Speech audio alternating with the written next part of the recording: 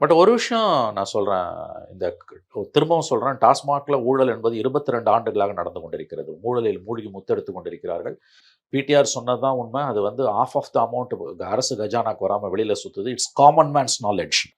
நீங்கள் வந்து நீங்கள் பாட்டிலுக்கு காசு கொடுக்கறது மட்டும் இல்லை, இல்லீகல் பார்ஸில் ஜெனரேட் ஆகிற மணி அது மட்டும் இல்லை, அதை தாண்டி நீங்கள் வந்து ஃபேக்ட்ரியிலேருந்து டாஸ்மாகில் வராமல் டாஸ்மாகை பைபாஸ் பண்ணி போகுது, அல்லது டாஸ்மாக்லேயே வந்து அக்கௌண்ட் இல்லாமல் போகுது. நிறைய இடங்களில் இருக்கக்கூடிய மணமகள் மன்றங்கள் மாதிரியான ப்ரைவேட் என்டைட்டிஸ்க்கு போகக்கூடிய இதிலெல்லாம் வந்து எவ்வளோ தூரம் அக்கௌண்டபிள் ஆகுதுன்னு தெரியல. இட்ஸ் அ மான்யூமெண்டல் ஜெய்ஜான்டிக் கரப்ஷன், அதில் சந்தேகமே இல்லை. ஆனால் இதை வந்து கோர்ட்டில் போய் இதை ப்ரூவ் பண்ணுறதுக்கான டேட்டாவோ டீட்டெயில்ஸோ வந்து எந்த ஒரு ஆன்டி கரப்ஷன் வாட்ச் டாக்கிட்டையும் இருக்கிற மாதிரி தெரியல. ஓரளவுக்கு அறப்போர் இயக்கத்துக்கிட்டலாம் இருக்குது.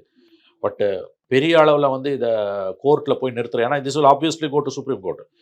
ஏன்னா ஸ்டேக்ஸ் ஆர் வெரி ஹை. ஏன்னா யார் பவரில் இருந்தாலும் அவங்களுக்கு வந்து இது போகுது. ரெண்டாவது வந்து இந்த பாலிசியை நீங்கள் எப்படி புரிஞ்சுக்கணுன்னா, இதில் ஹியூஜ் கரப்ஷன் இருக்குன்றது, எத்தனை டிஸ்டிலரிஸ் கிட்டேருந்து டாஸ்மாக் வந்து ப்ரொக்யூர் பண்ணுது அப்படின்னு பார்த்தீங்கன்னா, கிட்டத்தட்ட 12 to 14 ஹியர் அண்ட் தேர்.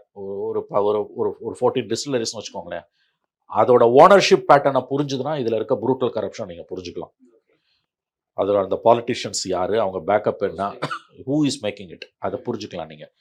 அதனால் வந்து இந்த ஜட்ஜ்மெண்ட்டு ஒரு விதத்தில் என்னை பொறுத்த வரைக்கும் இட்ஸ் டிசப்பாயிண்டிங். ஆனால் இஷ்யூ லார்ஜர்னு பார்க்கும்போது இமிடியேட் ரிலீஃப் கொடுத்துருவாங்க. அதை தான் அவங்க கொடுத்துருக்காங்க.